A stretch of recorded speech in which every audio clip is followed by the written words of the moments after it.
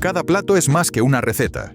Es una historia de ingenio, resistencia y tradición. Hoy viajaremos al corazón de la cocina afroamericana del siglo XX, donde los ingredientes humildes se transformaban en auténticos festines. Bienvenido a Viento del Oeste. Respira hondo, acomódate y prepárate para un nuevo viaje al pasado, donde cada plato es una historia y cada sabor, un legado que merece ser recordado. Chuletas de cerdo guisadas. Este plato es un clásico de la cocina sureña afroamericana, no solo por su sabor, sino por lo que representa: convertir ingredientes humildes en una comida digna. Durante la Gran Migración, muchas familias negras perfeccionaron el arte de estirar lo poco que tenían para alimentar a muchos. Las chuletas de cerdo, especialmente con hueso, eran un lujo accesible en la carnicería o mediante trueque comunitario. La técnica era simple y brillante. Se sazonaban con sal, pimienta, pimentón, ajo en polvo y a veces un toque de cayena. Se enharinaban y se freían hasta dorarse. Luego se retiraban cuando la sartén aún chisporroteaba.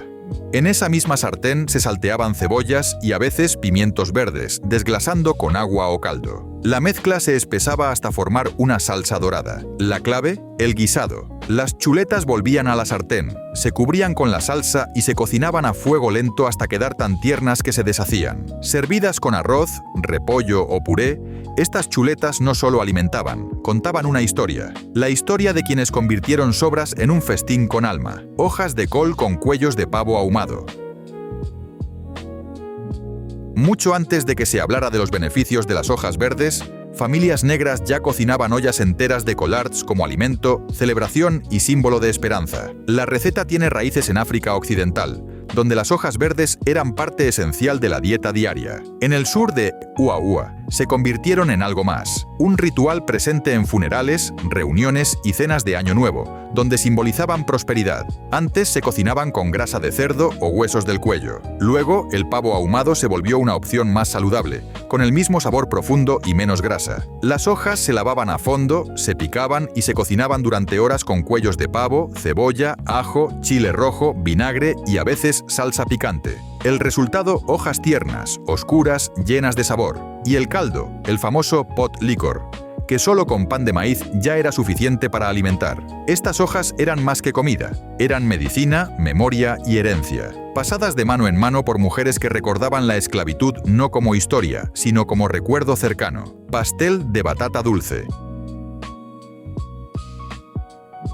En una mesa de acción de gracias afroamericana, el pastel de batata era infaltable. No era solo postre, era la firma de la matriarca. En muchas familias, solo una persona podía hacerlo. No se cocinaba, se heredaba. Originaria de África Occidental, la batata fue un ingrediente clave en las rutas transatlánticas. A diferencia del pastel de calabaza, común en hogares blancos, el de batata reflejaba los sabores preferidos en las familias negras: cálidos, especiados, reconfortantes. Las batatas se asaban, nunca hervidas, para intensificar su dulzor. Luego se trituraban y se mezclaban con huevos, leche evaporada, azúcar moreno, vainilla, nuez moscada, canela y un toque cítrico. La masa, casera o comprada, debía ser mantequillosa y crujiente. Algunos le añadieron malvaviscos o crumble, pero tradicionalmente se servía sencillo, con una capa superior brillante por el glaseado de huevo y azúcar. La primera porción era para el mayor de la casa. Nadie pedía repetir hasta que todos hubieran probado. No era solo pastel, era elogio, herencia, amor servido frío por la mañana, con café y con historias. Bagre frito. Si hubo un plato capaz de unir a toda la familia, fue el bagre frito. No había pez más querido ni más arraigado en la tradición culinaria afroamericana que este. Abundante en ríos del sur, fácil de pescar, barato y casi imposible de sobrecocinar, el bagre era la proteína ideal para familias que necesitaban rendir cada dólar sin perder sabor. Pero no era solo comida, era un evento. Reuniones al aire libre, mesas de picnic, bandejas de aluminio, té dulce y cubos de harina de maíz eran parte del ritual. El pescado se marinaba en suero de leche para suavizarlo y eliminar el sabor terroso. Luego se rebozaba con harina de maíz sazonada con cayena, ajo en polvo y pimentón. Frito en aceite de maní, formaba una corteza dorada y crujiente. Se servía con salsa picante, Crystal o Louisiana pan blanco y tal vez ensalada de col o frijoles horneados. Algunos añadían limón, otros confiaban en una salsa tártara mágica hecha por la tía. Y las sobras Se comían frías al día siguiente, entre pan blanco con mostaza. El bagre frito convirtió la supervivencia en celebración. Un sabor de comunidad, envuelto en servilletas de papel, compartido de mano en mano. Hoppin' John. Este plato lleva consigo la espiritualidad africana y la lógica práctica del sur.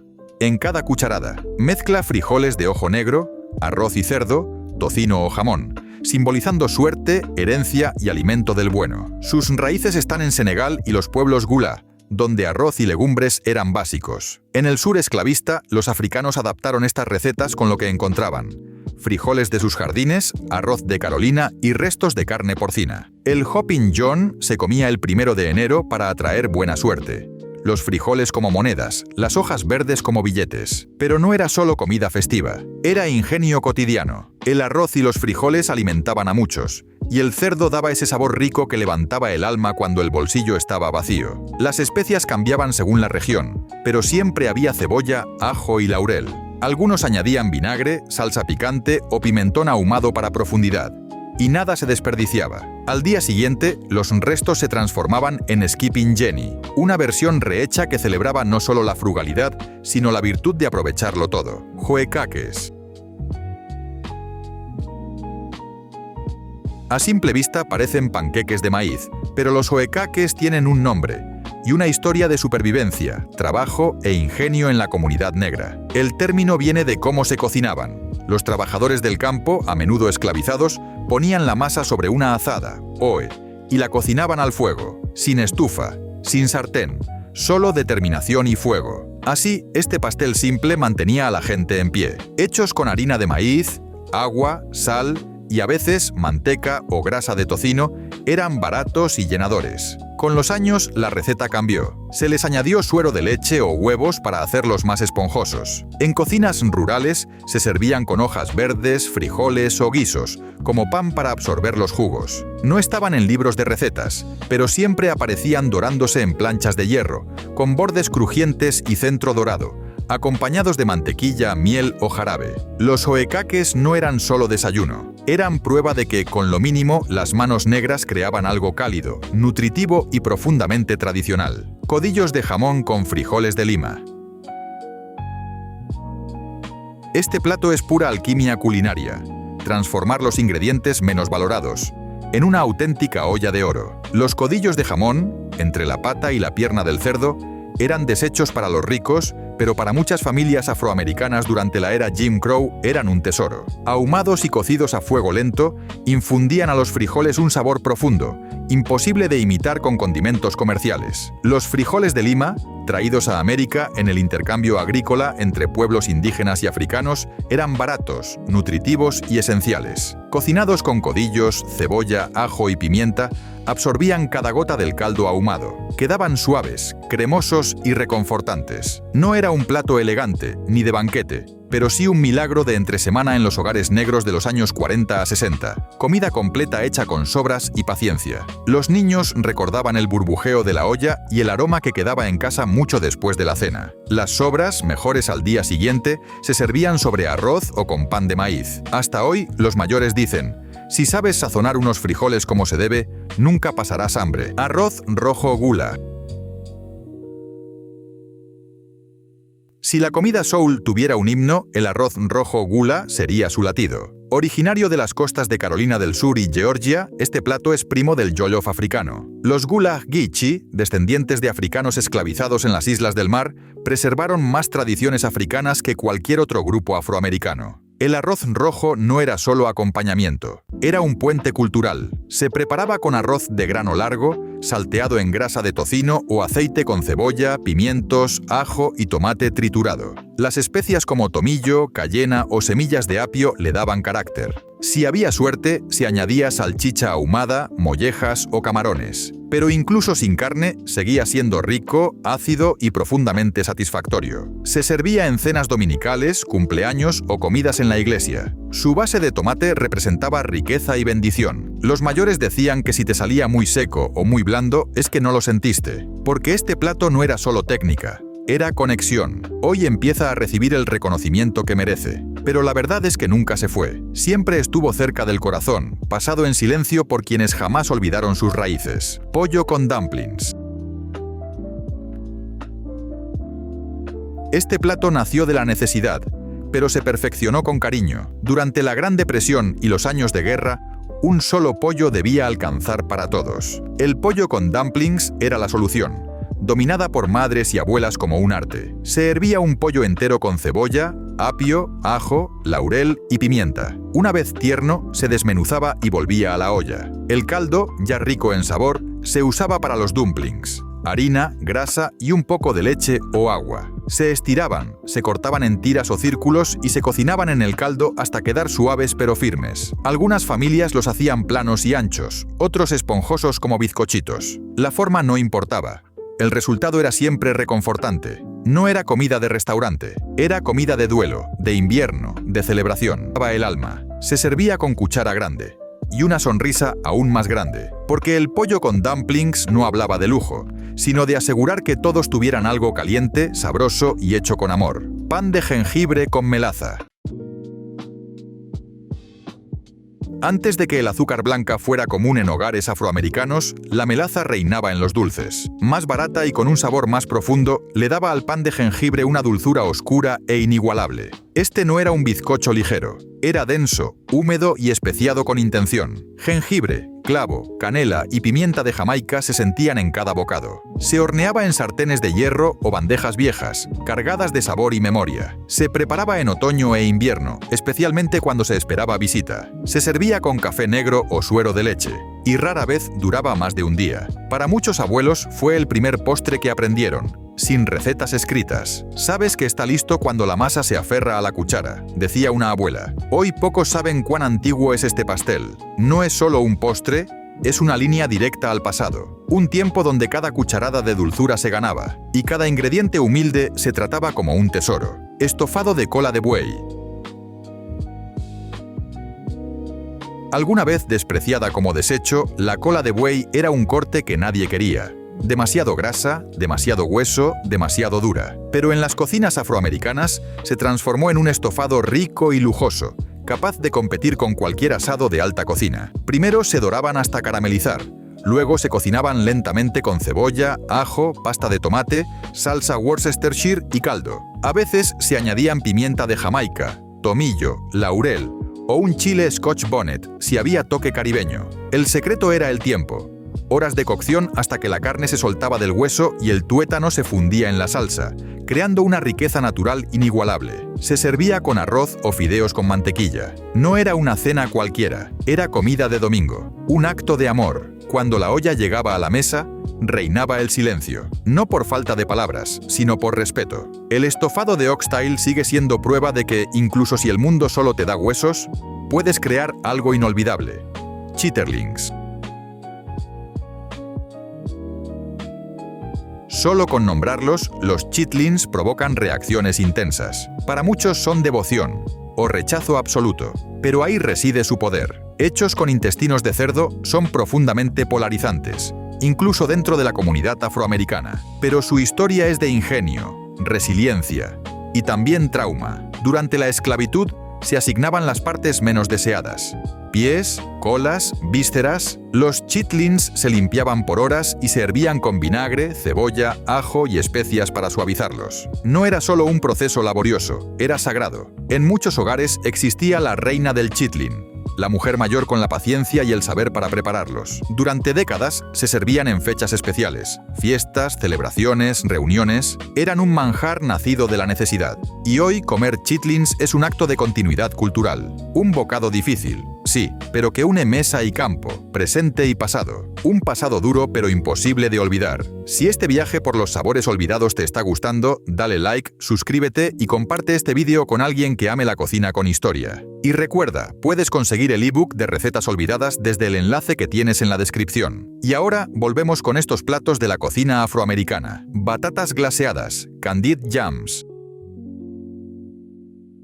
Las batatas glaseadas nunca fueron un simple acompañamiento. Eran la joya azucarada de la mesa navideña. Aunque se llamaban yams, en realidad eran batatas dulces, una raíz con profundas raíces africanas. En África Occidental, los ñames eran parte de ceremonias, y al llegar al Nuevo Mundo, las batatas ocuparon su lugar. Su preparación era tan pensada como indulgente.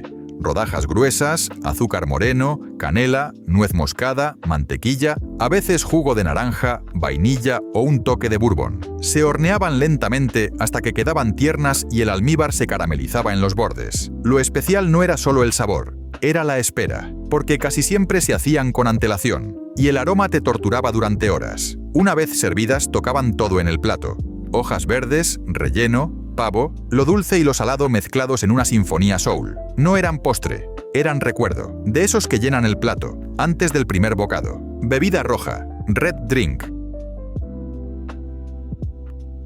Antes de preguntar, ya sabías que estaría ahí. En cada reunión familiar, picnic de iglesia o celebración de Juneteenth, siempre había una jarra llena de algo rojo. No cereza, no fresa, solo red drink. Y aunque parezca simple, esta bebida tiene un peso simbólico en la cultura afroamericana. Sus raíces vienen de tés de hibisco de África Occidental, como el bisap o el zobo, usados en ceremonias y encuentros comunitarios. Durante la esclavitud y mucho después, esas tradiciones se adaptaron a bebidas dulces con Kool-Aid, sodas rojas o ponches. Cambiaban los ingredientes, pero el color era sagrado. ¿Y por qué rojo? Algunos dicen que representa la sangre derramada por la libertad, otros la alegría forjada cuando nada más era dulce. No había receta única. A veces llevaba piña, lima-limón, hibisco o arándano, pero siempre estaba fría, brillante y se compartía. La red drink no era solo para calmar la sed, era la bandera no oficial de una cultura que supo celebrar, incluso en medio de la lucha. Grits con queso y mantequilla.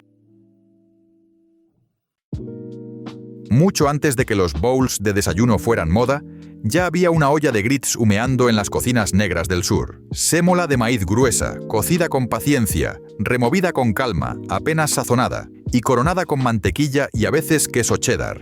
Cremosos, profundos, inolvidables. Eran baratos, pero sagrados. Lo primero en probarse por la mañana, y lo último que se ofrecía a un invitado. Se comían con huevos, salchichas o solos. Siempre calentaban el estómago y el alma. Y no eran solo desayuno. Camarones con grits nació como una comida humilde de pescadores en Carolina del Sur. En muchos hogares, los restos se vertían en moldes, se enfriaban, se cortaban y se freían al día siguiente. Nada se desperdiciaba, todo se aprovechaba. Y para los niños, el sonido de la cuchara rascando el fondo de la olla era la señal de que el día había comenzado. Cobbler de durazno.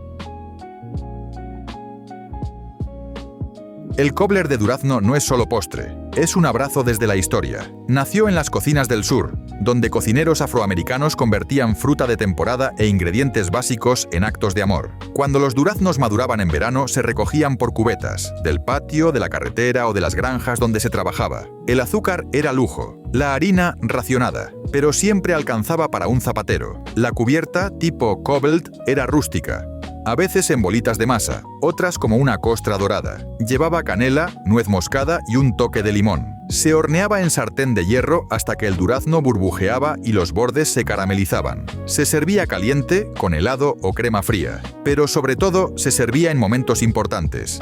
Cenas de domingo, funerales, primeras citas. Era una forma de decir, ya estás en casa. Para muchos, el recuerdo de esa costra dorada vive más que la receta misma. La mejor parte siempre era la esquina, con más masa, reservada, por supuesto, para el mayor de la mesa. Sopa de huesos del cuello, neck bone soup. Este plato es una lección de economía, sabor y memoria. Los huesos del cuello, muchas veces despreciados, eran descartes para los carniceros blancos. Pero las cocineras negras sabían que el sabor vivía en el hueso. Una olla de sopa hecha con ellos podía convertir la pobreza en poesía. La receta variaba: papas, zanahorias, apio, repollo, frijoles o maíz. Pero el método era siempre el mismo. Primero se doraban los huesos, luego se cocían lentamente con aromáticos hasta lograr un caldo espeso, sedoso, lleno de historia. La carne se desprendía sola. Las especias eran simples: sal, pimienta, ajo, quizá laurel, pero el sabor era profundo. Era la cena de días laborables, tranquila, sin pretensiones, y profundamente nutritiva. Para quienes crecieron durante la Gran Depresión o en ciudades empobrecidas, era un recordatorio de que arreglárselas no significaba renunciar al sabor. Era honrar cada parte del animal, cada gota de esfuerzo. En muchos hogares se guardaban esos huesos para tiempos difíciles. Pero la verdad es que se cocinaban cada vez que se necesitaba consuelo. Buñuelos de frijol de ojo negro, akara. Antes de que los frijoles enlatados llenaran los estantes, las familias afroamericanas preparaban los de ojo negro a la antigua, remojándolos, pelándolos y moliéndolos a mano. El resultado, akara, buñuelos con raíces en África Occidental, especialmente en Senegal, donde aún se sirven en la calle con salsas picantes y pan. En el sur de EEU, especialmente en zonas Gula, se convirtieron en un aperitivo muy querido. Se hacía una pasta de frijoles con cebolla, ajo y sal. Luego se freían hasta quedar dorados y crujientes por fuera, suaves por dentro. A veces llevaban pimientos o cebollinos. Se servían con salsas picantes o ácidas. El akara no era solo un bocadillo, era un puente cultural entre continentes. Una prueba de que las tradiciones africanas sobrevivieron, incluso cuando se perdieron nombres e idiomas. Comerlos hoy es como viajar en el tiempo. Un bocado, y estás conectado a algo antiguo, profundo y maravillosamente intacto. Macarrones con queso al horno, el de verdad. Olvídate de la versión en caja. En los hogares afroamericanos, los macarrones con queso al horno eran una obra de arte. Se reservaban para días especiales, domingos, festividades o visitas importantes. No era solo pasta y queso, era estructura, riqueza y amor. La base era una salsa hecha con roux de mantequilla y harina, leche y queso cheddar fuerte, Colby o Velveeta, según la tradición familiar. Se mezclaba con coditos cocidos, se colocaba en una fuente y se cubría con más queso o pan rallado. Algunas recetas llevaban huevos para firmeza o leche evaporada para una textura más cremosa. Y lo esencial, el horneado. Nada de estufa. El interior debía ser suave y el tope dorado y crujiente, con un aroma que llenaba la casa. Y había una regla. Solo una persona podía prepararlo. Ese honor no se pedía, se ganaba. Y la última esquina con la costra dorada. Más vale que haya otra bandeja, porque si la tía no la prueba, no te lo va a perdonar. Panecillos de suero de leche, Buttermilk Biscuits. Si el pastel de batata era legado y las hojas verdes sabiduría, los panecillos de suero de leche eran gracia diaria. Se hacían al amanecer, antes del colegio, la iglesia, o que alguien más se levantara, preparados sin tazas medidoras, solo con manos, memoria y corazón. Harina, polvo de hornear, sal, manteca o mantequilla fría y suero de leche. La masa se trabajaba con suavidad y se cortaba con vasos de cocina. Se horneaban dorados, se abrían por la mitad y se rellenaban con lo que hubiera: mermelada, huevos, salchicha o solo mantequilla derritiéndose. La textura perfecta, suaves por dentro, hojaldrados por fuera, con la base crujiente como besada por el hierro. Servían para recoger salsa, armar sándwiches o consolar tras un mal día. Algunos se dejaban caer con cuchara, otros se formaban a mano. Y si aparecía la vieja lata de galletas envuelta en un paño, sabías que venía algo sagrado, porque aunque siguieras cada paso, no sabían igual. El ingrediente secreto no era una técnica, era el tiempo. Sirope de sorgo, en todo. Antes del jarabe de arce en supermercados, y mucho antes del jarabe de maíz, existía el sirope de sorgo. Oscuro, espeso, ligeramente amargo y lleno de carácter, fue el endulzante esencial en muchos hogares afroamericanos del sur. El sorgo se cultivaba y molía a mano. Luego se hervía hasta volverse un líquido espeso, similar a la melaza con notas de tierra, humo y caramelo. Su sabor era más profundo que el azúcar. Su textura, pegajosa como una historia que no podías soltar. No se usaba solo en panqueques. Se rociaba sobre grits, se añadía a marinadas, se untaba en carnes o se mezclaba en el café cuando no había azúcar. Durante la Depresión y la guerra, fue la única fuente de dulzura en comunidades afroamericanas rurales de los Apalaches, Alabama o Georgia. Quizás recuerdes una vieja lata abollada en la despensa de los abuelos. Dentro, un sabor que cargaba generaciones. Hoy es difícil de encontrar, pero quienes crecieron con él lo recuerdan bien. Sí, era dulce, pero nunca superficial. Tenía profundidad, como la gente que cocinaba con él. Hígado con cebolla, liver and onions. El hígado con cebolla divide a la familia. Lo amas, o no soportas ni el olor. Pero una cosa es cierta. Era un rito de paso. En tiempos de escasez, las vísceras no eran una opción económica.